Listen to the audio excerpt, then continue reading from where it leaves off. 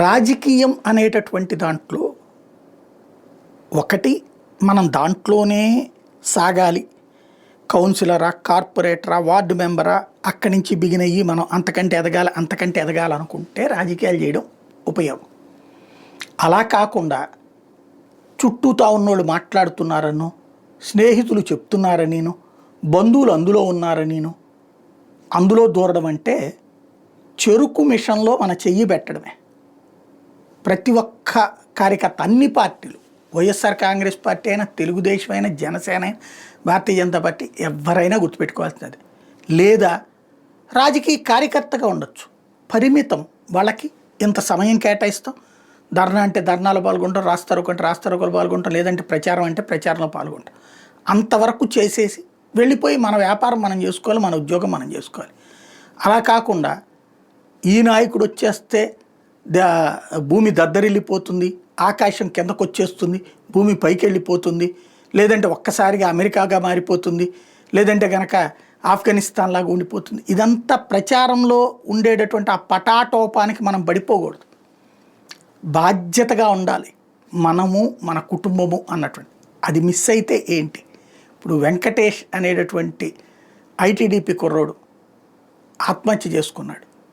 తను నారా లోకేష్ని కోట్ చేస్తూ మెన్షన్ చేసుకొచ్చింది, అది అన్న మా కుటుంబాన్ని చూసుకో అంటూ, తన ఆర్థిక ఇబ్బంది. లోకేష్ కూడా స్పందించారు, ఇట్లాంటిది ఏదన్నా ఉంటే కనుక మాతో చెప్పండి, మీరు ఆత్మహత్యలు చేసుకోవద్దు, మనసు బాధేస్తుంది అన్నటువంటి. సమస్యల్లో ఏంటంటే నీ వ్యాపారం, నీ ఉద్యోగం నువ్వు చేసుకుంటున్నంత వరకు నీకు ఏ ప్రాబ్లం లేదు. పార్టీ అభిమానం ఉండు, తప్పేలే. పార్టీ కార్యకర్తగా కూడా ఉండు, తప్పేంలే.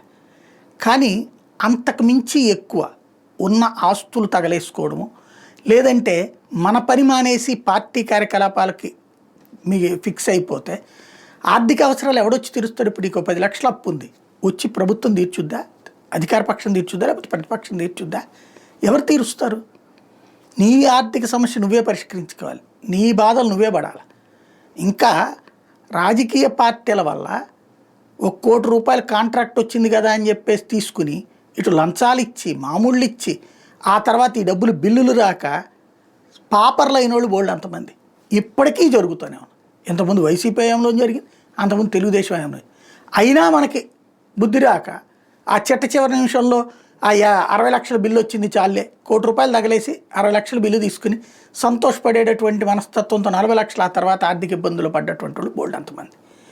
కాబట్టి రాజకీయం అనేటటువంటిది నిజంగా అయితే కనుక నాలాంటి వాళ్ళ కోరిక అయితే విద్యావంతులు, ఆలోచన పరులు, బాధ్యత కలిగిన సమాజం నుంచి వచ్చిన వాళ్ళే ఉండాలని కోరుకుంటా.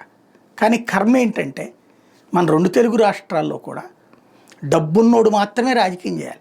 ఎందుకంటే ప్రజలకి రాజకీయ నాయకుడు అంటే పైసలు ఇవ్వడం వాడి బాధ్యత, ఇవ్వకపోతే వాడి కర్మ అనే మెంటాలిటీ ఉన్నది.